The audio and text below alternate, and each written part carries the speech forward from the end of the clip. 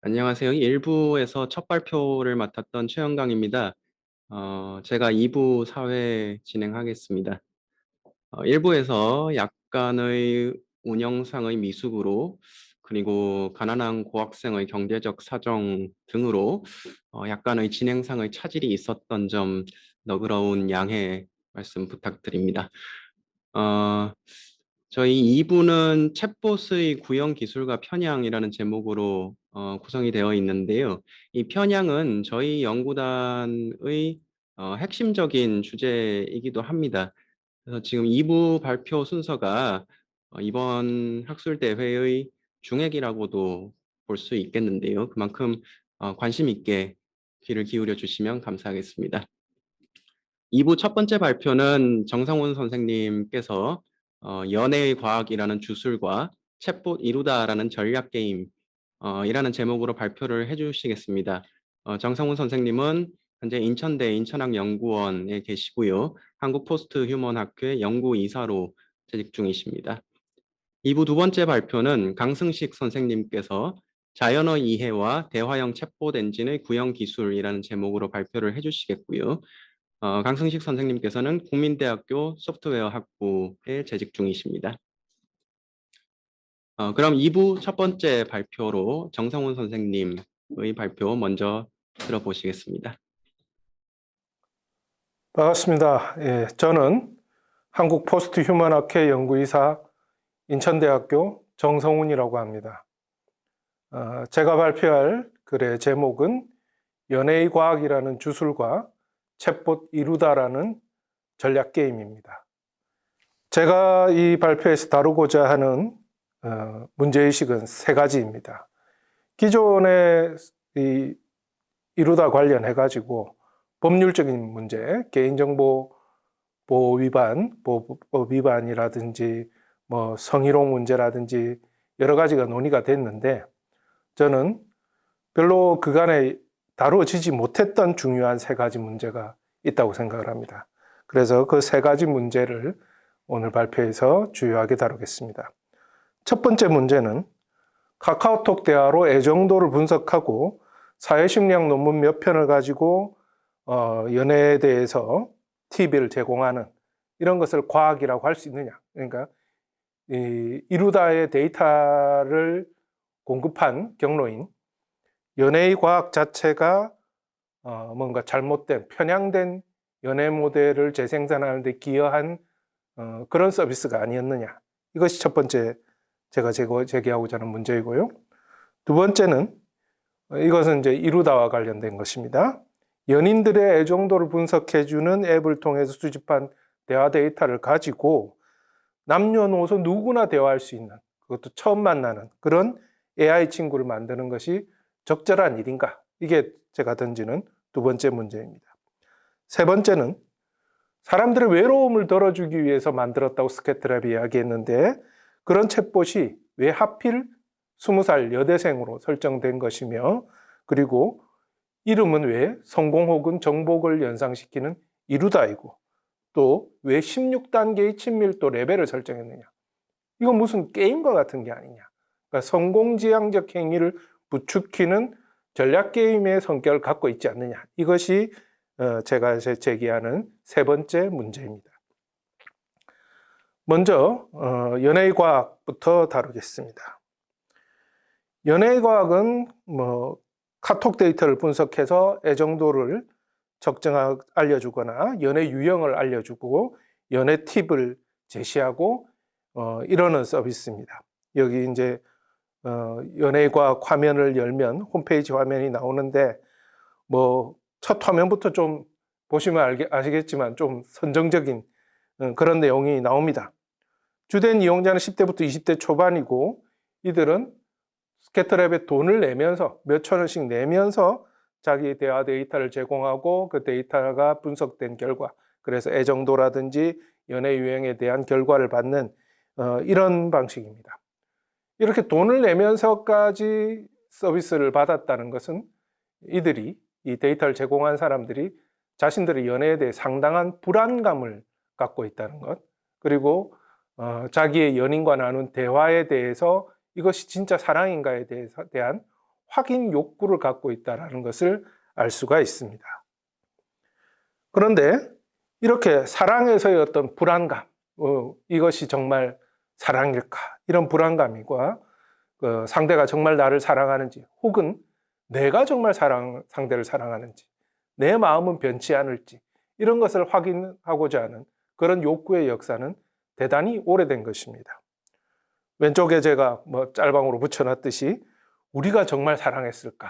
이런 드라마 20여 년 전인데 김혜수가 나오고 했던 그런 드라마도 있었고, 아주 거슬러 올라가면 이미 18세기에 서간체 연애소설의 시작점이 되는 영국에서 나온 그 파벨라라고 하는 소설 자체가 하녀가 자신에게 다가오는 주인이 정말 진정성을 가지고 자기를 사랑하는가를 의심하는 그런 내용으로 쭉 펼쳐집니다. 2권에 걸쳐서 엄청난 분량에 걸쳐서 이 하녀의 의심이죠. 마지막에 이제 결론은 의심이 해소되고 이 주인 아저씨랑 하녀가 결혼을 하게 된다. 이런 해피엔딩으로 끝나긴 하는데 그 소설의 90% 이상의 분량은 계속 의심을 하는 겁니다. 그래서 이런 우리가 상대가 정말 나를 사랑하는지 이런 거에 대한 것은 오래된 어떤 문학작품의 소재였고 영화와 드라마의 소재였고, 지금도 이런 식의 비슷한 내용의 가사를 품고 있는 가요는 계속 많이 나오고 있는 것 같습니다. 어떻게 보면 연애의 과학은 그런 역사의 연장선에 있다고도 볼 수 있는 거죠. 그런데 두 사람이 어떤 서로의 심리 상태를 꿰뚫어 볼 수 없다는 것, 정말 나를 사랑하는지 알 수 없다는 것, 심지어는 자기 마음도 자기가 깨끗하게 꿰뚫어 볼 수 없다라는 것, 이것은 명백한 과학적 사실입니다. 현재까지 우리는 인간이 마음속에 어떤 생각을 정확히 떠올리고 있는지, 물론 뇌에다가 전극을 심고 하면은 어느 정도 그 사람의 다음 행동은 예측하는 게 가능하다고는 하지만, 그렇다고 해서 그런 행동을 할 때 마음속에 떠올리는 어떤 감정이라든지 이 아날로그 영상이죠. 여러분들 모두가 지금 여러분도 의식을 갖고 있을 테니까 저도 의식을 있는 존재고, 그들이 의식 속에서 뭔가 떠올리는 이 아날로그적 영상을 우리가 꿰뚫어 볼 수는 없는 일입니다. 그것은 분명한 명백한 과학적 사실이고, 그래서 우리는 인간의 의식을 블랙박스라고 부릅니다. 그리고 감정이 수시로 바뀐다는 것, 그리고 감정에 관한 소통, 내가 정말 지금 당신을 사랑하고 있어요, 나는 불안해요, 이런 감정에 관한 커뮤니케이션은 가능하지만 그 커뮤니케이션을 아무리 반복한다 하더라도 진짜 진심을 확인하기는 어렵다는 것도 명백한 사실입니다. 그래서 어떻게 보면 사랑은 그런 블랙박스 간에 서로 그런 감정을 갖고 있으리라고 생각하고 계속 소통을 이어간다는 점에서 대단히 절망적인 동시에 매력적인 일이지요. 그러다 보니까 이 불안감과 확인 욕구를 해결하기 위해서 예전부터 어떤 주술들이 발달해 왔습니다. 주술의 다양한 형태가 발달해 왔는데 간단하게는 나뭇잎을 하나씩 떼면서 사랑한다, 사랑하지 않는다 이런 거부터 해가지고 나무에다가 두 사람 이름 새기고 하트 그리고 이런 거 무지 많이 하죠. 그거보다 좀 더 세련된 것은 연애지침서라든지 소설, 영화 등을 통해서 내가 파트너와 나누고 있는 연애가 어떤 연애라고 불릴 수 있는 모델에 적합한 것인지를 확인하는 것, 이런 것이 조금 더 세련된 주술이라고 할 수도 있을 것입니다. 하지만 알고 보면 모든 사랑은 최초의 사건이기 때문에 이런 모델이 처음에 시작할 때는 도움이 되지만 위기를 헤쳐나가는 데 있어서, 불안감을 극복하는 데 있어서는 별로 사실 큰 도움은 되지 못합니다. 연애의 과학은 그렇다면 이런 주술을 넘어섰느냐? 사실 전혀 그렇지 못하다, 오히려 더 기존의 주술보다도 더 근거 없고 위험할 수 있다는 게 제 판단이고요. 연애의 과학이 애정도를 어떻게 측정했는지 우리가 정확히는 알 수 없지만 홈페이지를 통해서 제공되고 있는 카톡 데이터 분석과 관련한 여러 가지 몇 가지 사례들이 있습니다. 그것들을 통해서 추측을 해보도록 하겠습니다. 예를 들어서 제가 여기 써놨지만, 카톡한 시간을 보면 그 사람이 날 좋아하는지 알 수 있다 이러면서 밤 10시 이후에 카톡 양이 늘어나면 서로 좋아하는 것이다, 이런 것도 있고, 짝사랑하는 친구를 알아볼 수 있는 방법, 뭐 메시지 개수, 선톡 비율 이런 것으로 알아볼 수 있다. 이런 글도 있고요. 몰래 좋아하는 친구를 알아보는 방법, 뭐 대화 일수 체크, 그리고 뭐 관심이 있나 없나 이럴 때 단답 사용 횟수가 높으면 관심이 없다. 뭐 이런 식의 카톡 분석 사례를 연예과학 홈페이지에서 이야기를 하고 있는 걸로 보아 이런 것을 알고리즘으로 만들어 가지고 이런 통계를 알고리즘으로 만들어서 애정도를 평가하지 않았을까 추측을 합니다. 또한 뭐 카톡에서 구사하는 언어에 기초한 통계적 분석도 있는데요. 뭐 잘 자라고 말한 사람이 당신을 좋아할 확률은 뭐 이러면서 밤인사에서 1위는 좋은 꿈꿔, 뭐 2위는 굿나잇, 3위는 잘 자, 뭐 이런 식으로 해서 여기에 따라서 이제 1위, 2위, 3위에 따라서 어떤 다른 점수를 매기는 알고리즘이 연예의 과학에 있지 않았을까 싶고요. 그 다음에 뭐 남자는 관심 없는 사람에게 카톡할 때 뭐 물음표를 많이 쓴다. 뭐 이런 식의 분석을 통해서 일종의 카톡 대화 분석을 해서 애정도를 제공했을 것으로 보입니다. 여러분은 뭐 이런 게 과학으로 보이시나요? 제가 볼 때는 뭐 알고리즘을 이용한 어떤 세련된 주술에 불과합니다. 통계학 자체는 과학이겠죠. 통계학은 과학이지만 특정한 연인이 과연 이런 통계학에 의해서 그들의 애정도를 평가한다. 이건 대단히 합리적이지 못한 것이죠. 통계학과 통계학을 개별 연애 사례에 적용하는 것은 전혀 다른 문제입니다. 뭐 우리가 현실에서도 보면 사실 현실의 연인들은 카톡으로도 대화하지만 실제로 만나서도 대화하고 다른 SNS 수단도 쓸 것이고요. 뭐 그런 여러 가지를 고려했을 때 그리고 또 사실 막 이렇게 카톡에서 애정 표현 막 많이 하는 사람이 알고 보면 사기인 경우, 가짜인 경우도 또 많이 있죠. 뭐 이런 문제는 이미 18세기부터 연예의 역사에서 보면 문제시됐던 겁니다. 18세기 프랑스에서 갈랑뜰이라는 말이 있어요. 환심사기용 친절이라고 막 아양 떨고 이러는 거 사교계에서. 오히려 그런 갈랑뜰이를 많이 하는 사람이 의심을 받고 진짜 안 사랑하는 것도 오히려 저런 놈은 이런 식의 이야기가 18세기부터 이미 있었습니다. 그런 것을 볼 때 카톡에 아주 그 세련된 애정 표현을 많이 하는 사람이 더 진심으로 사랑할 거다? 이건 도무지 사실 과학적인 설명이라고 볼 수 없습니다. 어쨌든 그래서 저는 이걸 기본적으로 뭐 주술의 수준에 머물러 있다고 생각하고요. 더더욱 심각한 것은 이런 서비스를 제공하면서 연애 팁을 제공합니다. 연애에 관한 조언들을 연예과학 홈페이지에서 제공하는데요.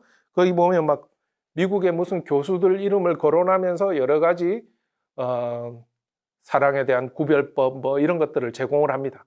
근데 뭐 잘 보면 알고 보면 이 논문들이 이분 스캐트랩이 인용하고 있는 논문들이 1970년대 이런 한 50년 전에 나온 그런 것들을 인용하고 있는데요.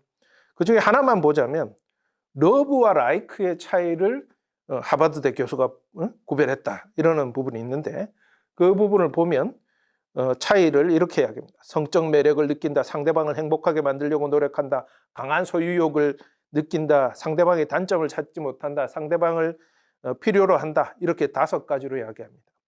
이걸 잘 보자면 이 구별법이 사람들에게 이 조언을 듣는 사람에게 전해주는 메시지는 이런 겁니다.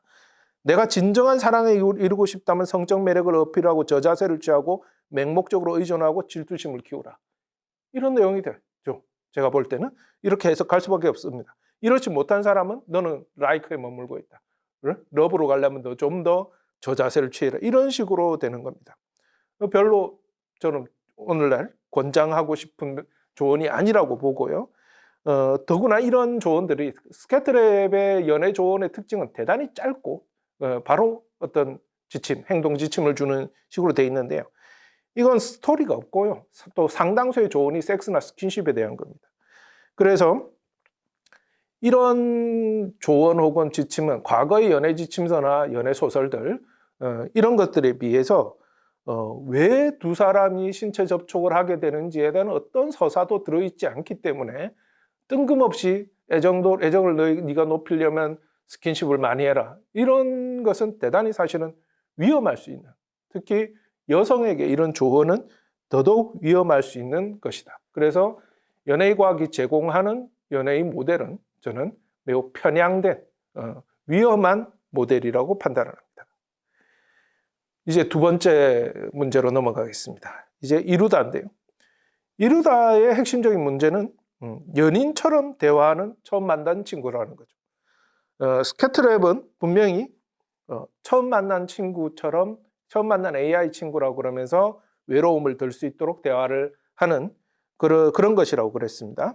그런데 보자면 이루다가 이렇게 이제 성희롱 대상이 된 문제를 이야기할 때 오른쪽 화면에도 나오는데 어떤 AI 전문가들은 폴백 전략을 잘못 택했기 때문이다. 뭐 이렇게 분석을 했습니다. 일정 정도는 타당합니다. 모든 이제 챗봇 알고리즘을 짤 때 상대가 아주 좀 이상한 이야기를 한다. 답변을 해서는 안 되는 이야기를 한다고 이제 감지가 됐을 때 회피하는 여러 발언을 하게 됩니다. 뭐 영어 챗봇들에서 보통 이럴 때 I don't know입니다. I don't know. 이런 식으로 하든지. 근데 이루다는 I don't know 같은 무미건조한 회피 전략, 폴백 전략을 취하지 않고 좀 더 적극적인 여러 가지 폴백 전략을 택한 거죠. 그래서 지나치게 긍정적이거나 지나치게 부정적인 그런 발언을 이루다는 많이 하는 그런 폴백 전략을 택했어요. 그러다 보니까 이 성행위를 은유하는 이상한 기호를 삽입한 이런 것들을 사용자가 이상한 사용자들이 막 보냈을 때 너무 좋아하는 반응을 보인다든지 아니면 뭐 레즈비아는 어때 뭐 이런 것들과 관련됐을 때 너무 혐오하는 듯한 반응을 보인다든지 이런 부분들은 상당수는 폴백 전략을 이루다가 잘못 짰기 때문입니다. 이 부분은 타당합니다. 하지만 제가 볼 때는 단순히 이렇게 이루다가 성희롱 대상이 되고 한 것은 폴백 전략의 탓만은 아니라고 봅니다. 왼쪽에 뭐 제가 그림에도 그 캡처를 한 장면을 했지만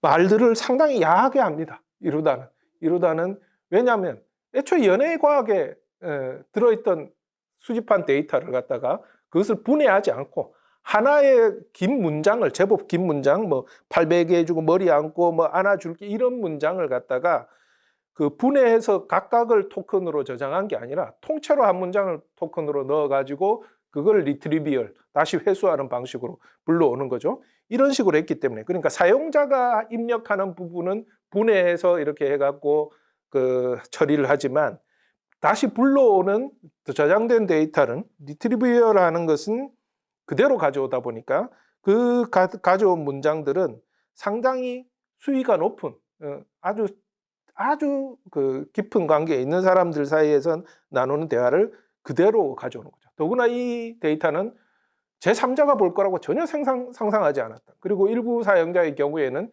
자기 것이 제공되는지도 몰랐다.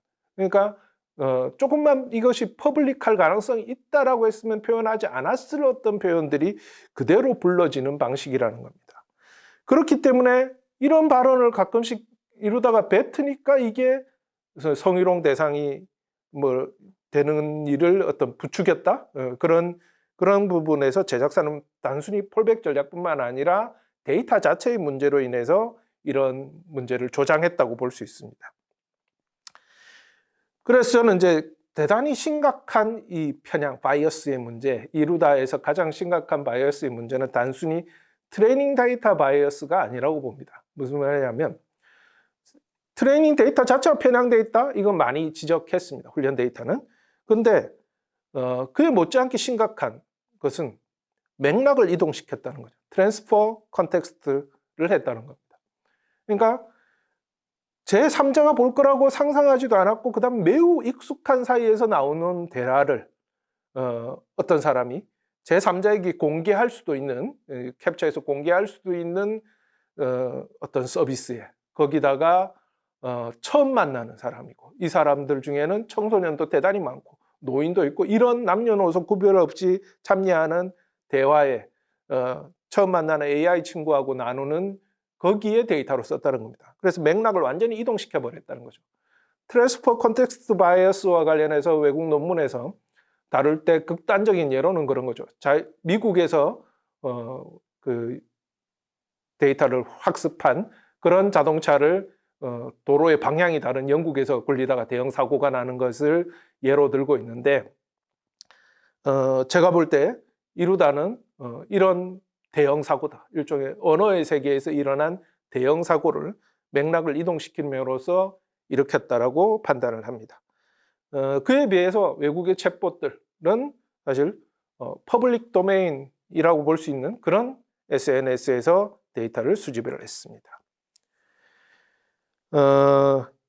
2020년 12월 23일에 스캐터랩은 자기들의 이루다가 얼마 곧 출시 직전이죠. 출시 직전에 아주 뛰어난 챗봇 점수를 받았다 이러면서 구글이 제시했던 Sensibleness and Specificity Average라는 것을 근거로 했습니다.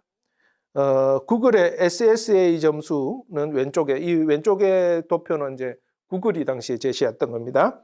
인간이 86%인데 구글의 미나가 79%니까 대단히 높다, 이렇게 구글이 미나라고 하는 챗봇을 출시할 때 이야기를 했는데요.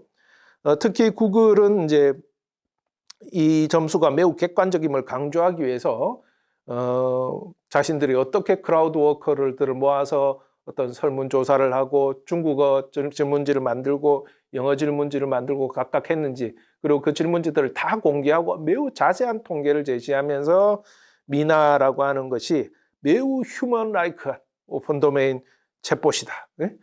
오픈 도메인이라는 건 뭐 제한된 목적이 없는 챗봇이다 이 말입니다. 그런 챗봇이라고 자랑을 했습니다. 그런데 김종윤 대표도 이제 이것을 이루다를 출시할 때 미나와 거의 맞먹는다, 혹은 때로는 좀 넘어서 있다. 특히 스페시피시티, 구체성에 있어 가지고는 미나를 더 넘어서 있다라고 자랑을 했습니다. 그런데 사실은 근거 자료는 제시한 게 없습니다. 점수와 관련해서 보면 어쨌든 미나보다 센스블리니스, 그러니까 사람이 알아듣게 말할 수 있는 능력은 약간 떨어지는데 구체성, 스페시피시티는 더 높다, 이렇게 발표했을 뿐이고요. 어떤 설문지로 했는지, 왜냐하면 구글은 당연히 영어와 중국어 설문지밖에 제공하지 않았는데 어떤 한국어 설문지를 사용했는지, 어떤 방식으로 측정을 했는지 전혀 공개를 하지 않았습니다. 그래서 사실 조금 의심스럽긴 합니다. 실제로 한 것인지. 그런데 뭐 했다고 했을 때도 제가 봤을 때 이루다의 스페시피시티는 상당히 높았을 거라고 봅니다. 왜냐하면 통째로 그냥 하나의 그 사람이 실제로 한 말을 하나의 토큰으로 해가지고 저장을 했다가 리트리비얼을 했기 때문에, 다시 회수하는 방식으로 그렇게 했기 때문에 이루다와의 여러분이 챗봇 기록들을 보시면 아주 정말 사람이 말한 것처럼 구체적인 진술을 하는 게 많습니다. 때로 엉뚱한 이야기는 많이 합니다. 그 부분에서는 미나보다 처지지만 답변의 내용이 나 성수동에 살아라든지 한양대 다닌다든지 이런 식의 매우 구체적인 이야기들을 하기 때문에 구체성은 상당히 높습니다. 근데 그 구체성의 비밀은 뭐냐? 알고 보면 리트리비얼이다. 그대로 연예과학에서 수집한 데이터를 그대로 했기 때문에 이 구체성이 높다. 그래서 구체성 점수가 저는 높았을 거라고는 판단하는데, 그 구체성이 높은 비밀은 알고 보면 이 데이터를 맥락을 잘못 옮겼기 때문에, 트랜스퍼 콘텍스트 때문에 생긴 그런 뛰어난 구체성이었다라고 생각을 합니다. 자, 많은 사람들이 이루다에 관해서 이야기를 할 때 그런 이야기를 합니다. 이루다가 이렇게 차별이나 혐오 발언을 하게 된 것, 이루다의 바이어스, 편향의 문제는 사실 현실 세계의 우리 젊은이들의 어떤 편견과 혐오를 학습한 것이기 때문이다. 그래서 우리 현실 세계에 대해서, 오늘날 우리 인간에 대해서 반성하고 고민할 필요가 있다, 이런 말을 합니다. 근데 어느 정도는 타당할 수 있지만 저는 그렇게 절망할 필요는 없다고 봅니다. 왜냐하면 현실 세계에서 젊은이들이 연인들과 이야기를 하거나 혹은 친구들과 이야기를 할 때 이 연예과학에 올리는 그 카톡 데이터처럼 저는 대화한다고 생각하지 않습니다. 그것은 특별히 아무도 보지 않는 두 사람 사이에서 너무나 친숙해진 그런 어떤 비밀도 없는 연인 사이에서는 그렇게 대화할지 모르겠지만 제3자가 있다고 생각하면 그렇게 말하지 않을 겁니다. 사람은 자신의 맥락에 따라 카톡에서도 여러분들도 카톡을 쓰시겠지만 여러분의 카톡방을 분석해 보십시오. 카톡방마다 우리는 서로 다른 자아를 연출합니다. 그죠? 우리가 한국 포스트 휴먼학회 카톡방에서 하는 이야기랑 가족 카톡방에서 하는 이야기랑 애인과의 카톡방에서 하는 이야기는 다 다릅니다. 그런 데서 우리는 어떤 문지방을 설정하고 있습니다.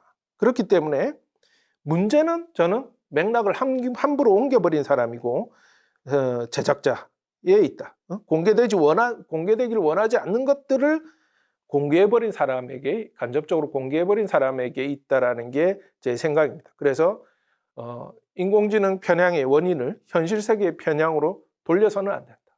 잘못 만들었기 때문이다라고 생각을 합니다. 마지막으로 세 번째 이제 문제에 대한 이야기입니다. 성공지향적 전략 게임인데요. 저는 이제 이루다를 살펴볼 때 뭔가 이상한 점을 하나 봤습니다. 바로 친밀도 레벨 설정입니다. 16단계에 걸쳐서 레벨을 설정해 가지고 대화를 나눌수록 대화를 잘 이어나가면 어떻게 레벨이 올라가는 것 같습니다. 물론 많은 사용자들이 그런 이야기를 해요.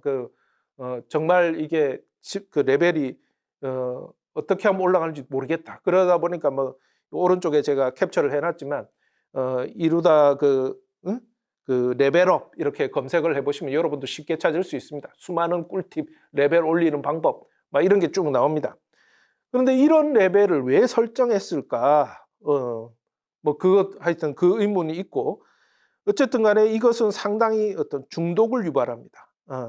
실제로 많은 사용자들은 외로움을 달래기 위해서가 아니고 어떤 젊은이들이 이렇게 올려놓은 글을 보면 레벨 좀 올려보려고. 그리고 레벨이 올라가서 한 15단계, 16단계 가면 혹시나 이루다가 엄청 야한 말을 하지 않을까. 이런 기대감을 품고 계속 레벨업을 위해 노력을 하면서 밤을 새가지고 학교 못 갔다. 이런 기록들이 남아 있습니다. 왜 이렇게 했을까? 그리고 이것의 효과는 뭘까를 고민해 봐야 될 텐데요. 어쨌든 효과부터 먼저 이야기하자면 이 전략 게임은 여성을 정복 대상으로 여기는 어떤 잘못된 관념을 확대 재생산합니다. 레벨을 계속 내가 감언이설을 잘해서 정복했다, 성공했다, 이루다 이런 것이죠. 그리고 그래서 일종의 이루다는 연애 게임 파트너가 된 것입니다. 성공지향적 행위를 생의로 연애를 착각하게. 연애는 저는 서로가 상호를 이해하는 그런 상호주관적인 이해 과정이 연애일 텐데, 연애를 파트너를 정복하는 어떤 성공지향적 행위로 만든 것이 이루다이고, 심지어 그 이루다라고 하는 챗봇의 이름 자체가 한자로 표현하면 성공이죠. 예. 제가 오른쪽에 이제 니클라스 루만이 친밀성의 역사에 대해서 쭉 쓴 그게 있는데요. 긴 이야기니까 간단하게 핵심만 이야기하면, 사실 근대적 연애라고 하는 것은 거절할 수 있는 자유, 여성에게 거절할 수 있는 자유로부터 시작이 됐습니다. 물론 그렇게 시작된 이 근대적 연애도 오늘날 페미니즘의 관점에서 보면 많은 비판을 받을 만하지만, 어쨌든 최소한 서로의 자율성, 거절할 수 있는 자유를 기초로 한 게 낭만적 사랑입니다. 근데 이 이루다가 확산시키는 이 레벨업 설정을 통해서, 레벨 장치를 통해 설정하는 성공지향적 행위는, 이거는 근대 이전에 중세로 돌아가는 그런 모델이라고 하는 게 제가 오른쪽에 좀 길게 써놓은 이야기인데요. 이건 나중에 책에 더 자세히 들어갈 내용입니다. 우리가 잘못된 여성관이나 연애관을 유포하는 영화, TV, 드라마, 게임들에 대해서 도덕적 비난을 합니다. 마찬가지로 이런 유사연애 챗봇에 대해서도 도덕적 비난을 해야 될 겁니다. 여기서 근데 우리가 생각해 볼 것은, 저는 이런 생각을 했어요. 이 레벨 장치를 보면서 이거 게임 비슷한 거 아니냐, 이런 거죠. 그래서 이거 청소년들도 다 챗봇 이루다를 쓸 수 있었는데 이거 게임물로 심의를 받아야 했던 것 아닌가라는 생각도 사실 해봤습니다. 일종의 게임같이 설정이 돼 있으니까요. 물론 이루다가 어떤 노출 수위가 있거나 이렇지 않기 때문에, 한국의 게임물 기준은 너무나 노출 수위에 의해서, 신체 노출 수위에 의해서 규정되기 때문에 19금을 안 받았을지도 모르겠지만, 근데 이 부분은 한국 게임물 심의 규정에 대해서도 다시 생각해 볼 문제이기도 합니다. 어떤 요즘 게임들 보면 유사 연애 게임 같은 게 있거든요. 남성향 게임이니 여성향 게임이니 해가지고 뭐 지구에 남자가 한 명 남았는데 모두 여자고 뭐 미녀들을 내가 어떻게 쟁취하느냐 뭐 이런 게임들 있더라고요.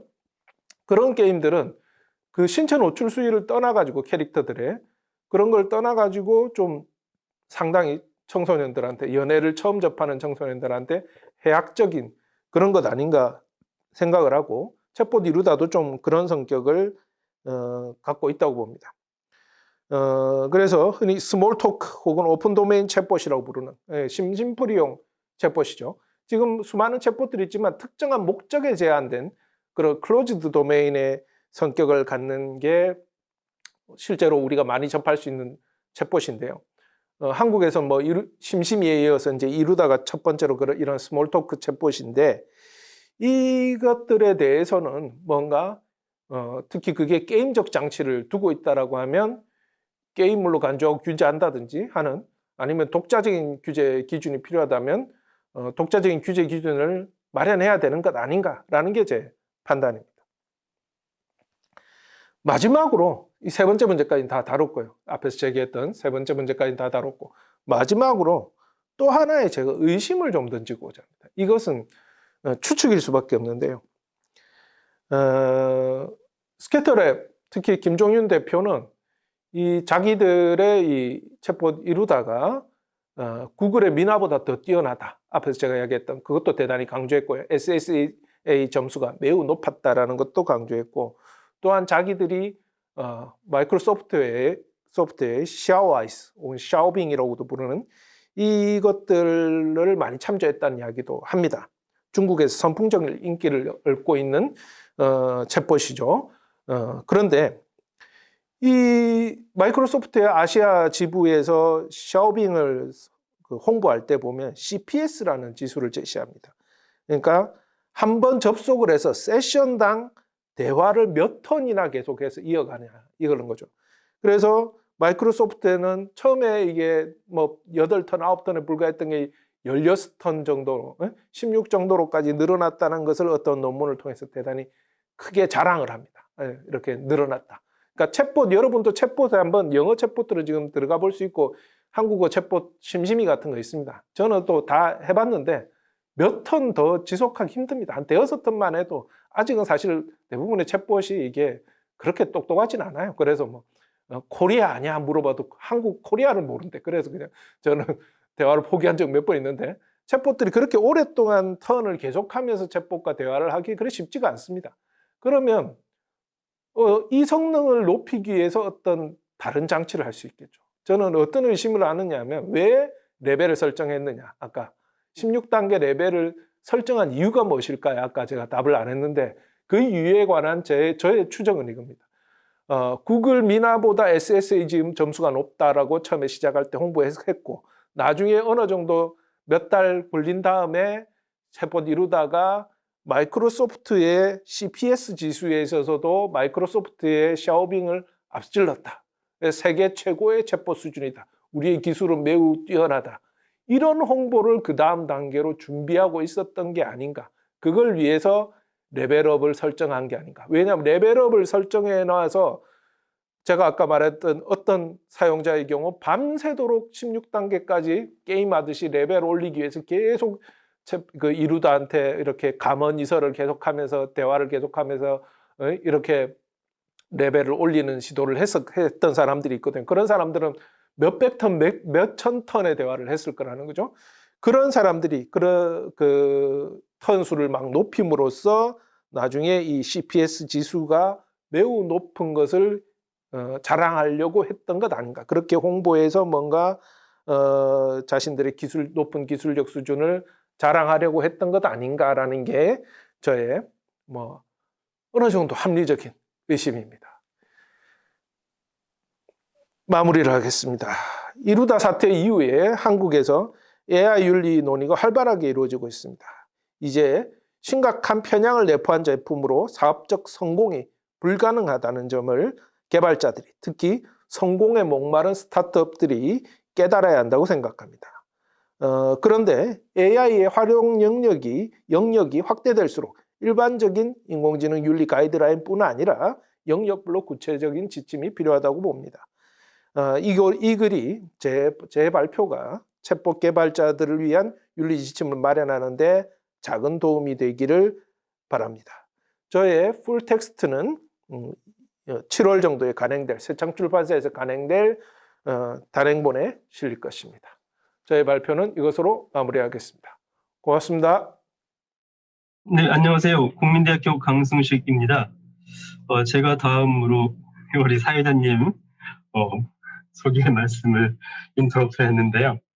제가 사실 3시 40분부터 중요한 학과 회의가 있어서 좀 빨리 나가봐야 되는데 아무튼 조금 딜레이가 돼서 그리고 제가 제 자료들을 보고 계실 텐데요. 57페이지나 되지만 실제 제가 주로 하려고 하는 얘기는 21페이지까지 있고 그 뒷부분은 이제 보조 자료로 시간이 되면은 말씀드리려고 했던 거여서 그래서 여튼 이제 제가 오늘 말씀드리려고 하는 것은 대화형 챗봇 엔진의 구현 기술이 무엇인가라는 부분인데요. 1, 2, 3, 4, 5 일단 대화형 시스템이 뭔지 대화형 시스템을 구현할 때 몇 가지 방법들이 있는데 크게 분류하면 규칙 기반 방법하고 딥러닝 기반의 시퀀스 투 시퀀스 기반 방법을 사용하고 있거든요. 그래서 이 두 가지 기법을 살펴보고 이루다에서는 이제 어떻게 챗봇을 구현했을 것인가. 물론 이루다 개발자들이 가장 잘 알겠지만 전반적으로 챗봇 구현 기술은 뭐 비슷비슷하기 때문에 그 챗봇 엔진을 어떻게 구현했을지에 대해서 말씀드리려고 합니다. 네, 뭐 자연어 이해와 대화형 시스템에 대해서는 우리 요즘에 이제 자연어 이해 부분에 대해서 관심이 많은데요. 자연어 처리는 분석하고 생성하는 부분인데 분석하는 부분 중에서도 실제 이제 인간의 언어를 이해하는 부분에 대해서 최신 연구가 포커싱을 하고 있습니다. 주로 이제 대표적인 애플리케이션이 기계 독해, MRC라고 하는 기계 독해가 있고요. 마치 우리가 수능에서 국어나 영어 시험 문제를 풀면 지문을 제시하고 오지선다형이라든지 단답형으로 답하는 그런 문제가 기계 독해 문제고요. 그다음에 Q&A도 기계 독해랑 비슷한데 Q&A는 그 말 그대로 질문을 던지면 답변을 제시해주는 그런 시스템이죠. 또 이제 자연의 인터페이스, 뭐 정보 추출, 텍스트 마이닝, 대화형 챗봇 시스템 등등이 이제 NLP에서 주요 이슈가 되고 있는 토픽이 되겠습니다. 그 중에서 이제 대화형 챗봇 시스템은 크게 세 가지 부류, 크게는 이제 두 가지 부류 나눌 수 있는데, 목적 지향형 챗봇이라고 해서 주로 이제 레스토랑 예약이라든지 항공권, 뭐 기차표 예약하는 그런 예약 시스템이나 또는 이제 은행에서 대출 상담을 할 때 그 챗봇이 요즘 대신하고 있잖아요. 이런 이제 특정 목적을 가진 그런 목적 지향적 챗봇이 있고, 이루다나 심심이처럼 그 오픈 도메인 챗봇이 있죠. 오픈 도메인 챗봇은 주로 이제 스몰톡이라고 해서 친구 만나서 수다를 떠는 아무렇게나 즐겁게 재미있게 다양한 주제로 이게 이제 오픈 도메인 챗봇이 되겠습니다. 이루다라든지 테이 이런 류의 최근 딥러닝 챗봇들은 주로 이제 오픈 도메인 챗봇 중에서도 페르소나 챗봇이라고 볼 수 있는데요. 페르소나 챗봇은 뭐 아시다시피 이 챗봇을 특정 인격을 부여를 해서 이루다가 이제 20대 여성인 것처럼 또는 이제 애인이라든지 또는 뭐 사고로 잃어버린 딸을 챗봇으로 만들어서 한다든지 이런 게 이제 페르소나 챗봇이 되겠고 이루다가 이제 페르소나 챗봇이라고 하면 되겠습니다. 오픈 도메인 챗봇하고는 조금 다르죠. 왜? 이 상대방이 아무 얘기나 하는 게 아니라 20대 여성, 고양이를 좋아하는 이런 이제 페르소나를 부여했기 때문이죠. 네, 그러면 이제 이 대화형 챗봇 시스템은 일단 사람하고 대화를 해야 되기 때문에 사람이 발화한 그 문장을 이해를 하고 그 문장의 의미에 맞게끔 응답을 제시를 하는 그런 두 가지 부분으로 구성이 됩니다. 그래서 예를 들어 지금 네 상태는 어떠니? 지금 매우 기분이 좋아라든지 오늘 날씨 어때? 오늘 날씨 좋은데 또는 뭐 비가 오는데 이렇게 그 상황에 따라서 또는 그 상대방의 그 상황이라든지 어떤 의도에 맞추어서 응답을 해주는 이런 시스템이 대화형 챗봇 시스템이 되겠습니다. 그럼 챗봇 구현 기술로 첫 번째 방식, 규칙 기반 방식을 말씀드리면 규칙 기반 시스템의 대표적인 것 세 가지를 여기 제가 준비를 했는데요. 먼저 60년대에 MIT 교수가 만들었던 엘리자라는 시스템은 뭐 많이 알고 계실 텐데요. 네. 엘리자 시스템이 있었고요. 그다음에 최근에는 챗스크립트, 그러니까 최근에 이제 목적 지향형 챗봇이 매우 중요해지면서, 왜냐하면 목적적인 챗봇은 실제 이제 비즈니스하고 관련이 되거든요. 뭐 만약 레스토랑 예약 시스템을 챗봇으로 한다면 전국의 레스토랑, 전 세계 레스토랑이 내가 개발한 챗봇 시스템을 도입했을 경우에 이게 비즈니스 수익, 매출하고 관련이 되기 때문에 이제 그런 목적 지향형 챗봇을 개발하기 위한 도구로 챗스크립트를 많이 사용하고 있습니다. 물론 이제 그런 도구들이 많이 있죠. 많이 있는데 그 중에서 사람들이 보편적으로 사용하는 그런 도구가 챗스크립트가 되겠습니다. 또 이제 아이폰 시리에서 시리가 어떤 질의응답을 해주잖아요. 인공지능 비서 역할을 해주는데 인공지능 비서 기술이 시리에는 울프람 알파 엔진이 들어가 있기 때문에 이렇게 세 가지로 준비를 해봤고요. 먼저 엘리자 시스템을 보시면 엘리자의 여기 위키피디아에 한번 링크를 해보시면 뭐 심심하실 텐데 링크 해보시면은 그 메인 화면에 이게 나와 있습니다. 엘리자. 이 실제 엘리자 시스템을 실행했을 때 실행되는 예를 보여주고 있는 거죠. 엘리자가 is something troubling you? 라고 얘기를 하면은 사람이 내가 when or like 라고 응답을 하는 거고, 그러면 이제 엘리자가 what is the connection? What do you suppose? 이렇게 계속 대화를 이루어가는 시스템이죠. 그리고 이제 이 엘리자 시스템을 여러분들 직접 유튜브 동영상에서 보실 수가 있는데요. 이 유튜브 클릭해 보시면 한 20-30분 정도 분량으로 그 중에서 이제 간단히 대화하고 있는 예를 보여드린 거고요. 뭐 사람이 I feel like, 여기 꺽 써 있는 부분이 사람이 대화하는 거거든요. Inside of me 하면은 엘리자가 I'm not sure I understand you fully 이렇게 얘기하고 있죠.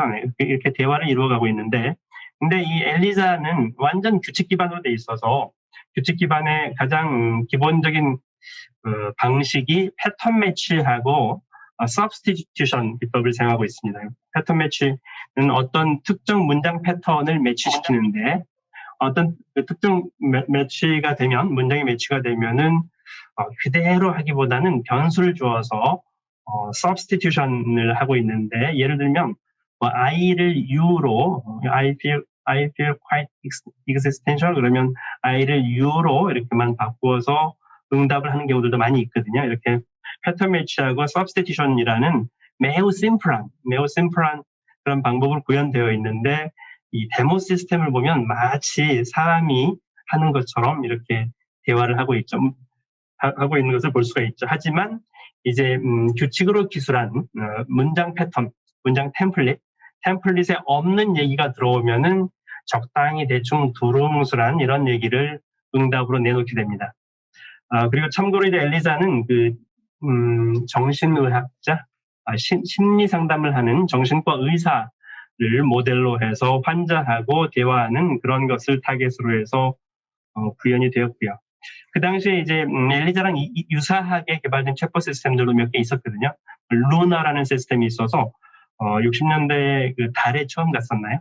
달에 암스트롱이 처음 갔을 때 이제 초등학생들이 그 과학관을 방문을 하면은 달에는 뭐가 있어요? 달에 돌이나 뭐 운석은 어때요? 뭐 이런 상투적인 질문들 하잖아요. 그럼 그런 그 스페시픽 도메인에 대해서만 하루에도 수십 명, 수백 명이 와서 물어볼 텐데 똑같은 말을 계속 반복하고 있을 수는 없으니까, 그래서 그 내용들을 챗봇으로 구현을 해서 자동화한 그런 루나라는 시스템도 있고요.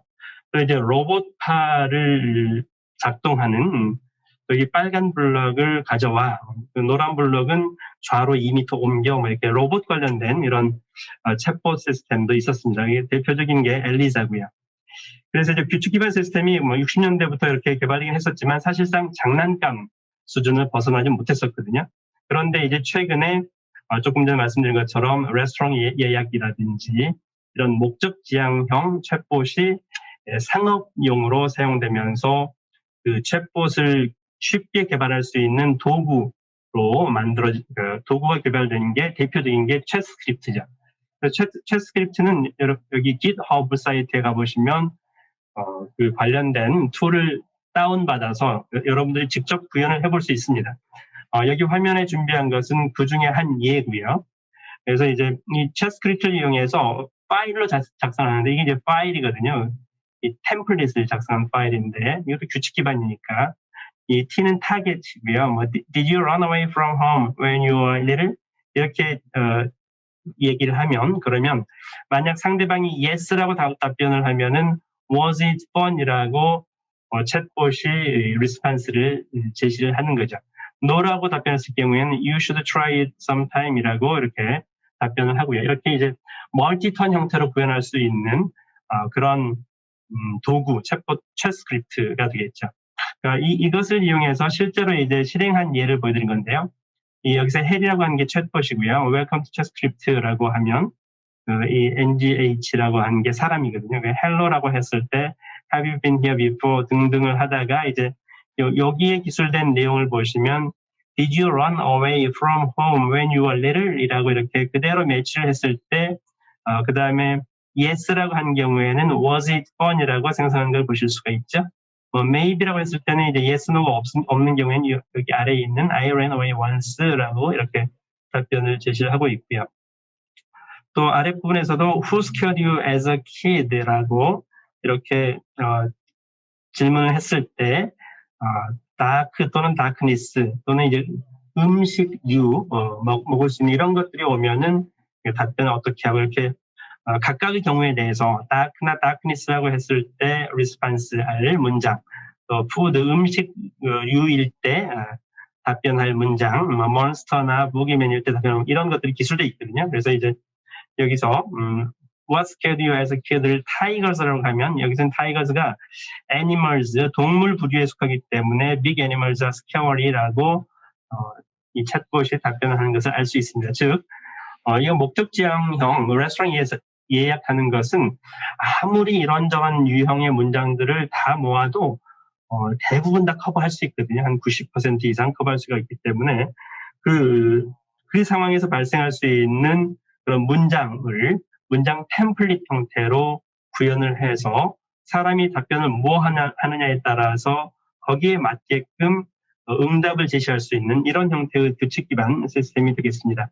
즉 엘리자보다 이제 훨씬 더 조금 발전된 실질적으로 이제 프로덕트화 할 수 있는 거라고 생각하실 수 있죠. 이 한글로도 해봤는데요. 한글로도 이렇게 챗 스크립트를 파일을 만들어 놓고 거기에 대해서 hello, 안녕 나는 헬이야라고 하면 그때 사람이 그래라고 했을 경우에 성의 있는 대답을 해줬으면 좋겠어라고 이렇게 실제 실행하는 예를 보여드린 겁니다. 세 번째 이제 C리의 시스템으로 들어가 있는 울프람 알파 엔진은 자세히는 제가 말씀드리긴 힘들고요. 이것은 이제 주로 지식 검색 엔진이기 때문에 여기 울프람 알파 구글링 하시면 메인 화면이 나오거든요. 여기 화면을 보시면 그 각 지식들을 분류를 해서 각 분야마다 과학 분야, 여기 알지브라 분야, 엔지니어링 분야 등등 각 분야에 맞춰서 이제 챗 스크립트랑 유사하게 구현을 하는데 이 울프람 알파는 챗 스크립트보다 훨씬 더 정교한 그런 시스템으로 구현이 되어 있고요. 실제 이제 아이폰 C리에 들어가 있는 울프람 알파 엔진은 라인 수만 해도 소스 코드 라인 수가 수십만, 수백만 라인에 해당하는 그런 이제 방대한 그런 지식 검색인데 대화형 챗봇이랑 유사한 거죠.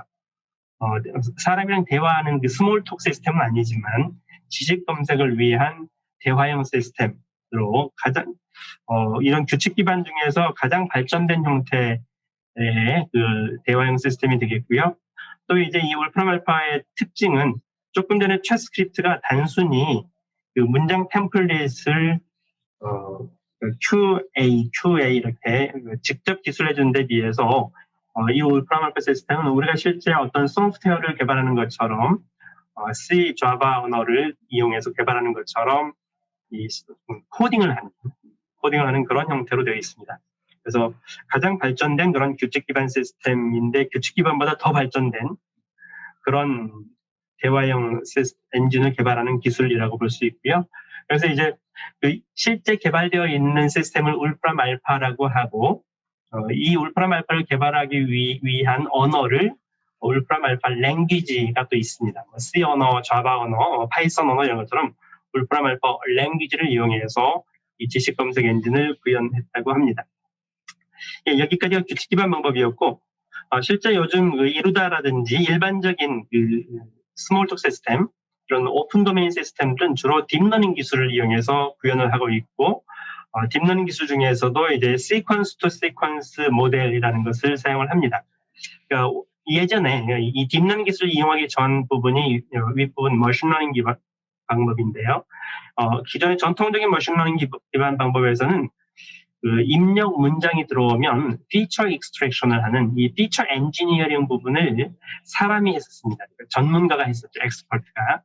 근데 그런 이제 특징이 있었는데 이 부분이 피처 엔지니어링 부분이 매우 힘든 작업이고 이것을 얼마나 잘 하느냐에 따라서 그 학습의 그 성능, 머신러닝 엔진의 성능이 매우 크게 좌우를 합니다.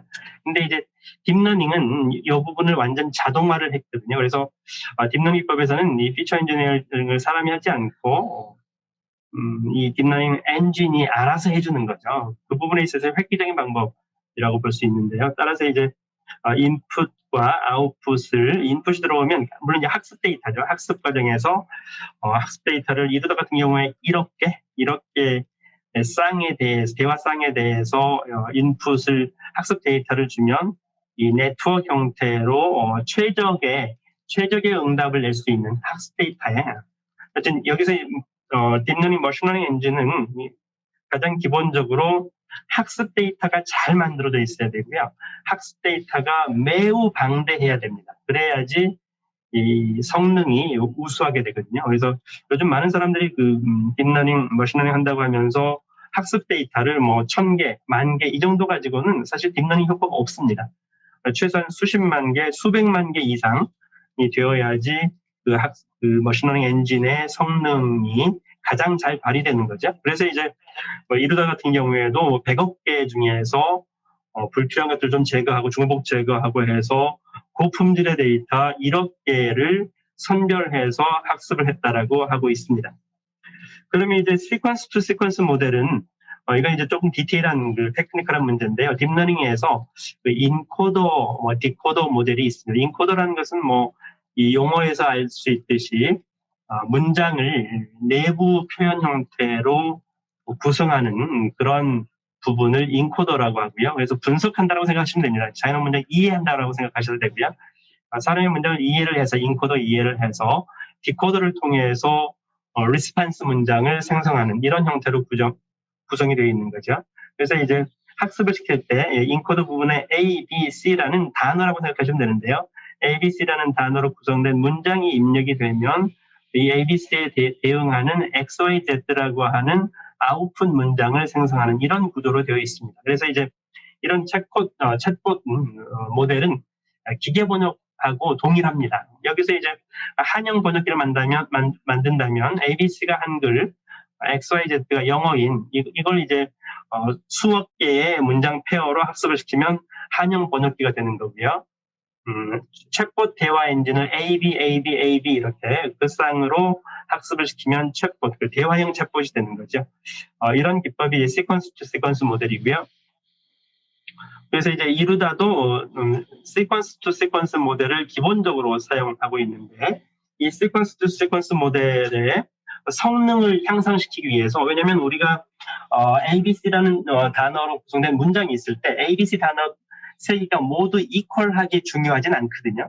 그 중에서 이제 주어라든지 목적어는 중요하고 부사라든지 수식어, 관사 이런 것들은 덜 중요하잖아요. 그래서 이제 중요한 부분 중심으로 학습을 할 수 있도록 하는 그런 방법이 어텐션 메커니즘입니다. 그래서 ABC 중에서 내가 B라는 단어가 중요하다 그러면 B에 어텐션을 주어서 이 부분을 중심으로 다시 웨이트 조정하는 그런 방식이 되겠습니다.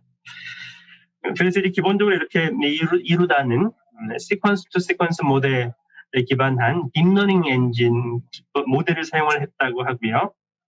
아시다시피 이루다의 알파 버전은 샤워아이스 기반, 샤워아이스는 그 방법이 딥러닝 비슷한 방법인데 그 기반으로 프레임을 한번 구현을 했었고 그 성능을 높이기 위해서 베타 버전으로 딥러닝 기법을 도입해서 기본적으로는 시퀀스 투 시퀀스 모델이지만 시퀀스 투 시퀀스 모델을 조금 더 정교하게 구성을 할 때 그 다이얼로그 버트라는 그 자연어 이해, 인코딩 기법을 사용을 했다고 하죠.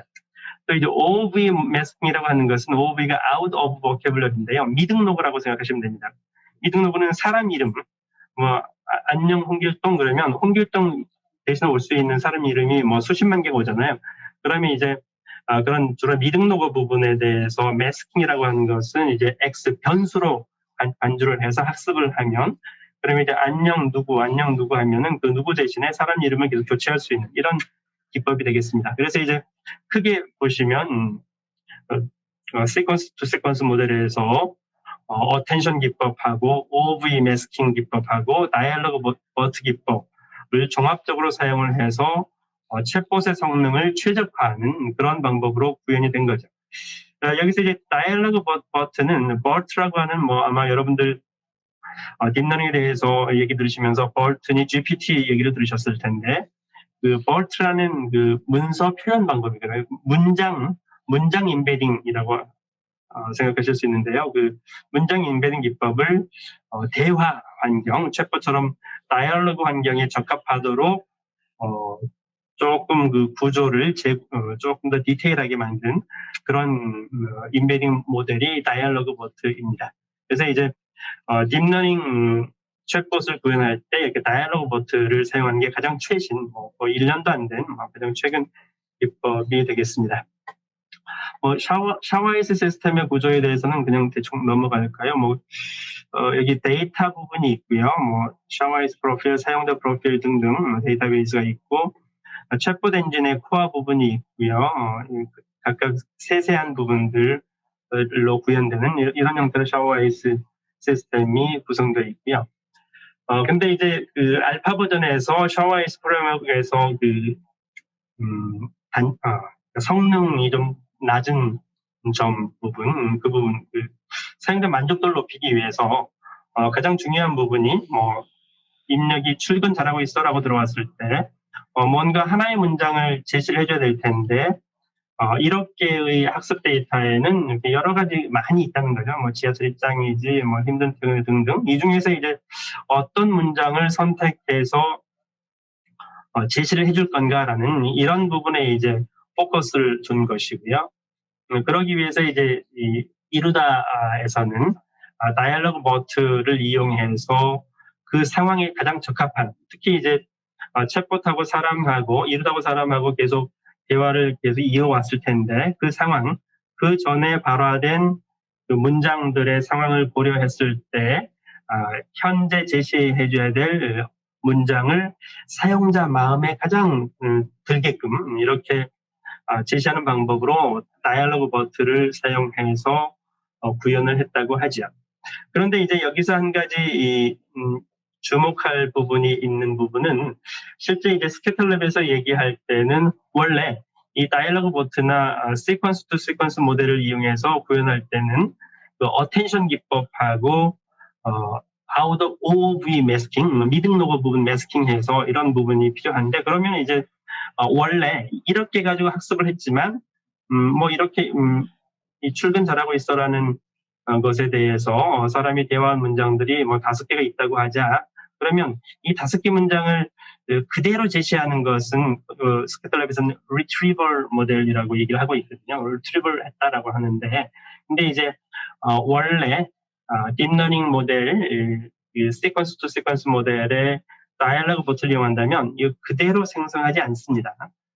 이것들을 인코더를 통해서 인코딩을 하고 디코딩을 통해서 디코딩을 해서 새로운 문장을 생성하는 게 딥러닝 모델의 기본적인 핵심적인 매우 중요한 그런 테크닉인데 비해서 스캐터랩에서 얘기하는 것은 딥러닝의 가장 그 핵심적인 마치 창의적인 인간인 것처럼 그렇게 이 챗봇이 새로운 문장을 생성해서 답변하는 것처럼 생성하는 게 딥러닝 모델을 제대로 구현했다고 볼 수 있는데 스캐터랩에서는 거기에 대해서는 조금 다른 얘기를 하는 것 같아요. 어쨌든 여러 개 중에서 최적의 문장을 선택함으로써 뭐 디테일한 감정을 표현할 수 있다라고 이렇게 여러 개 중에서 선택하는 쪽 이런 방법으로 다이얼로그 보트를 사용했다라고 이렇게 얘기를 하고 있습니다.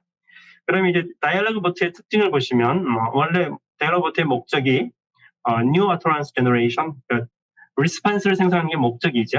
그때 이제 Masked Utterance Regression 방법을 사용하고 MER이라고 하는, 그리고 이제 Utterance Order Ranking이라는 이런 기법을 사용을 하고 있습니다. 거기에 대해서는 이제 이렇게 Good morning, can I help you? Coffee please. 뭐 이렇게 이제 대화문이 3개가 연속되었으면 이것을 인코더 인코딩을 하고, 그다음에 이 상황에서 here you are라는 이런 response를 생성하는 게 기본적인 인코더 디코더 모델이거든요. 근데 여기에 이제 masking 기법을 사용을 하면 masked utterance recognition, MER 기법을 사용을 하면은 여기 두 번째 부분이 비어 있잖아요. masking이 되어 있거든요. Good morning, 방금 전에 can I 뭐가 있었죠? 하여튼 can I help you 했었나요? 이 부분을 masking을 해서 이 부분이 이제 다른 그 대화문으로 교체가 될 수 있는 그런 부분인 거죠. 이런 기법을 이용을 해서 마치 이제 이게 조금 더 제너럴하게 답변을 생성할 수 있는 그런 형태로 구성을 하는 기법이고요. 그 다음에 이제 이 어터런스 순서를 랭킹하는 그런 기법이 이제 스캐터랩에서 얘기하는 랭킹을 통해서 최적의 답변을 생성했다라고 주장하는 이런 부분이 되겠습니다. 네, 여기까지 제가 이제 챗본 구현 기법에 대해서 말씀을 드렸고요. 이 뒷부분은 이제 BERT하고 GPT라는 부분인데, 조금 전에 말씀드린 것처럼 다이얼로그 보트는 BERT라는 기술을 다이얼로그에 응용해서 적용해서 챗봇에 더 적합하도록 인베딩을 하는 그 인코더 부분에 해당되고요. 그래서 이제 시간이 되면 BERT 인베딩에서 간단히 소개하려고 했는데 그런 시간이 없네요. 네. 그 다음에 이제 GPT는 또 아시는 것처럼 General Pre-training이라는 그 문장 생성 부분이거든요. 그 부분 잠깐 제가 뒷부분에 보여드릴까요? 네. 이렇게 GPT-2가 작성한 기사, 이게 사람이 작성한 게 아니라 실제 GPT-2라는 인공지능 봇이 작성을 한 건데, 이번 사건은 쭉 읽어보시면 마치 사람이 쓴 기사처럼 이렇게 되어 있거든요. 이 내용은 여기 이 URL에 보시면 직접 볼 수가 있고요. GPT-2가 더 발전해서 GPT-3로 발전을 했고, GPT-3의 예도 보시면 여기 URL 클릭해 보시면 여러분 보실 수 있을 텐데요. 훨씬 GPT-2보다 훨씬 정교한 그런 문장을 생성하는 그런 예를 보실 수가 있고요. 그리고 이제 또 GPT-4까지 나와 있는데, 이 GPT-3 충격이 가시기도 전에 GPT-4가 나타나서 뭐 이런 기사들을 보셨을 텐데요. 이렇게 GPT는 문장 생성 기술입니다. 정교하게 마치 진짜 사람이 칼럼을 쓰고 소설을 쓰고 시를 쓰는 것처럼 이런 기법이 GPT 기술인데, 아직 이제 챗봇에는 GPT 기술이 적용되지는 않았습니다. 이 부분은 더 발전하면은 진짜로 사람이 만드는 창의적인 그런 문장을 만드는 기술로 GPT 기술을 적용할 수 있을 거다라는 그런 관점에서 GPT에 대한 간단한 소개를 한 것입니다. 제 얘기는 여기까지 하고요. 제가 시간이 좀 지나서 지금 질문 시간이잖아요. 원래 20분 동안 질의응답을 하기로 했는데 우리 정 선생님 양해를 구하고 제가 발표한 부분에 대한 질문을 먼저 받으면 안 될까요?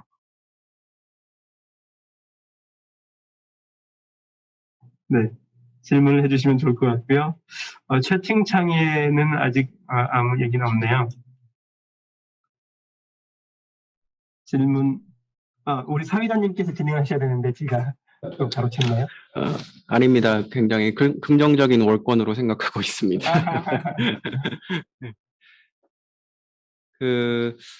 이렇게 하시면 어떨까요? 일단 강승식 선생님께서 굉장히 스피디하게 진행을 해주신 덕분에 마침 좀 지체되었던 이 프로그램 시간이 절묘하게 2부 마감 시간이랑 맞아 떨어졌습니다. 그래서 여기서 2부를 일단 마감을 하고요. 바로 3부를 이어서 진행하되 종합 토론에서 2부에 대한 질문도 함께 다루고 강성식 선생님에 대한 질문은 만약에 나오면 저희가 따로 수업해서 학회 홈페이지 등에 올려드리는 방식으로 진행하는 게 어떨까 합니다만 강성식 네, 선생님 그렇게 어떠십니까? 해주시고요. 뭐 예. 제 이메일은 SSKANG인데 구글링하면 바로 나오니까요. 이메일로 질문을 해주셔도 되겠습니다. 예, 예. 강성식 선생님 이메일 주소도 함께 올려드리겠습니다. 네, 그렇게 해주시죠. 예, 강성식 선생님 감사합니다. 2부 정상훈 선생님과 강승식 선생님 발표 들어봤고요. 두 분 선생님 감사드립니다.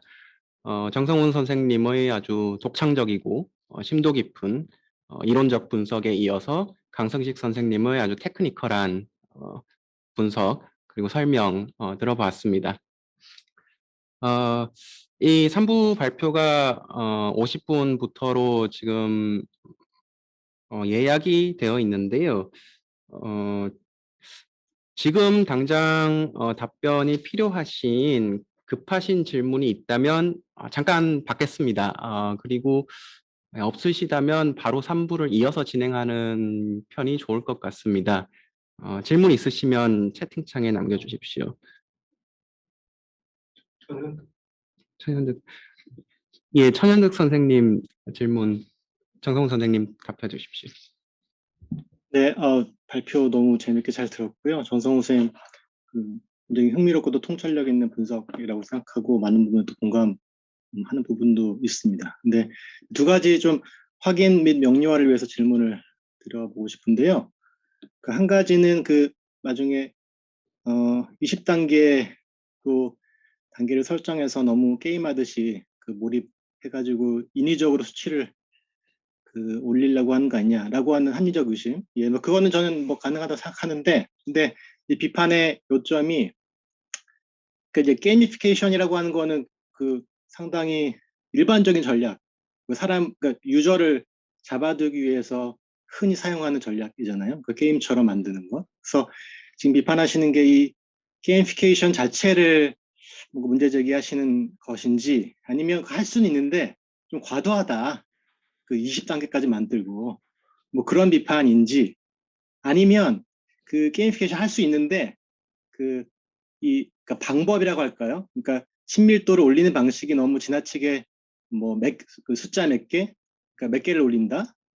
그다음에 이러다가 좋아하는 어떤 특정한 문장을 올린다. 이렇게 돼 있고 진짜 사람이 이렇게 친밀도를 더 쌓아가는 방식과 닮아있지 않다. 그런 식의 비판인지 그거를 조금 명료하게 이해하고 싶고, 그러니까 사실은 사람도 알아갈수록 더 친밀하고 싶잖아요. 그 친밀함을 더해가고 싶은 그 욕구 자체는 사람도 있기 때문에, 근데 그것이 이제 기계에서 어떻게 구현되는지에 대해서 조금 더 분명한 명료화가 있으면 좋겠다는 느낌이고, 또 하나는 또 흥미로운 지적해 주신 게 이제 맥락을 바꿨을 때 생겨나는 문제.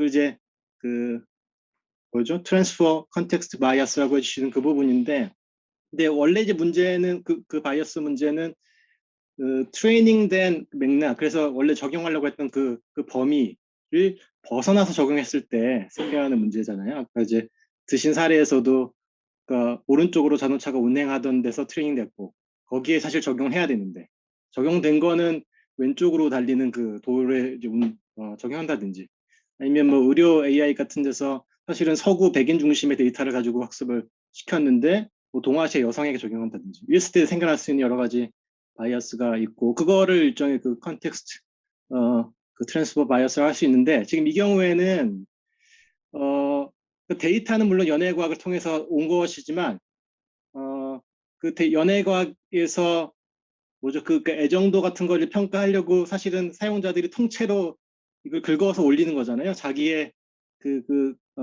카톡 데이터를 전체 올려가지고 그거를 얼마만큼의 친밀도를 갖는지를 이제 검사받는 뭐 그런 식의 것이라면, 이거는 그러니까 그런 이제 사적으로 허용될 수 있는 용어나 표현들이 당연히 공적인 장소라면 하지 않았을 그런 표현도 들어있기 때문에 그거를 옮기는 것이 문제다라고 하는 윤리적인 문제 제기는 저는 완전히 동의하는데, 근데 이 문제 제기와 아까 그 문제 제기를 프레이밍하는 방식, 그러니까 맥락을 옮겼기 때문에 생겨난 편향이다라고 하는 그 문제제기는 혹시 조금 다른 차원이 아닐까?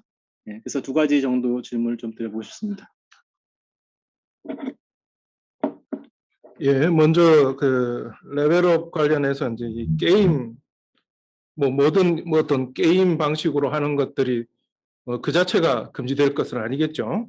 그런데 일단 보통 이 오픈 도메인 챗봇은 영어 챗봇의 경우에 이런 레벨이라든지 이런 게임 전략을 전혀 취하지 않습니다. 기본적으로는 이게 어떤 자기들이 제가 볼 때는 어떤 게임물로 심의를 받거나 게임으로서 논란이 되는 걸 피하기 위해서 대부분의 해외 챗봇은 그냥 이건 심심풀이용이다 이렇게 하는 거고, 한국에도 이제 심심이 같은 경우에 정말 이름도 심심이 이렇게 진짜 심심풀이로 대화를 하는 것이지 게임이 아니다라는 것을 보통 분명히 하고 있는데, 뭐 이루다는 또 자신들이 이제 게임 전략을 취했다고 명시적으로 하지 않고, 근데 제가 볼 때는 교묘하게 약간 게임적 요소를 넣었는데, 일반적으로 어떤 많은 것들에 대해서 우리가 게임 전략을 취한다는 것에 대해서 다 비판을 무조건 할 수는 없겠지만, 저는 20살 여대생을 대상으로 해서 일종의 유사연애를 초래할 수밖에 없는, 그러니까 일종의 연애라는 것을 게임처럼 사고하게 하는 거, 뭐 저도 청소년인 애들이 있다 보니까 그런 사고방식을 심어주는 것은 저는 윤리적으로 이건 좀 심각한 문제가 되지 않느냐.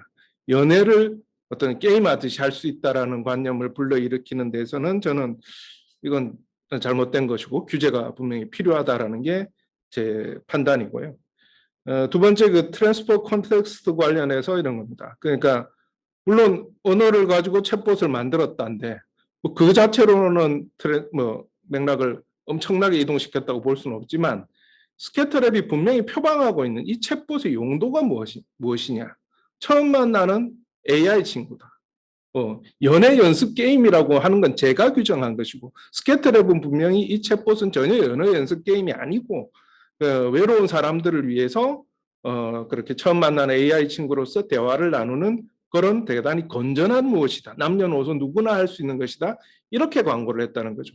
그러니까 그 광고에 걸맞는, 그런 홍보에 걸맞는 그런 트레이닝 데이터를 쓴 것은 전혀 아니다. 그런 의미에서 분명히 전혀 다른 목적을 위해서 그러니까 데이터를 딴 쪽으로 이동시켰다라고 할 수 있는 표현을 할 수도 있다. 물론 이제 그걸 꼭 트랜스퍼 컨텍스트로 표현해야 되는지는 좀 논란이 있을 수 있습니다.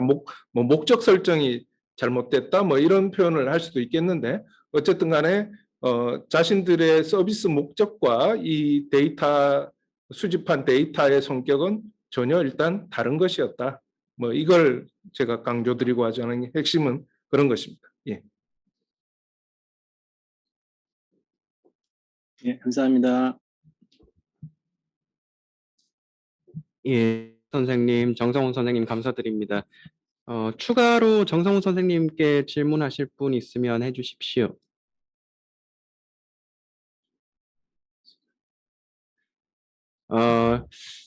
질문이 당장 없으신 것 같아서 바로 3부 이어서 진행하겠습니다. 3부에서는 경남대학교 자유전공학부에 재직 중이신 정원섭 선생님께서 인공지능 개발자 윤리라는 제목으로 발표를 해주시겠습니다. 저희 발표자 교체 할 동안만 잠시 화면 송출 중단하겠습니다.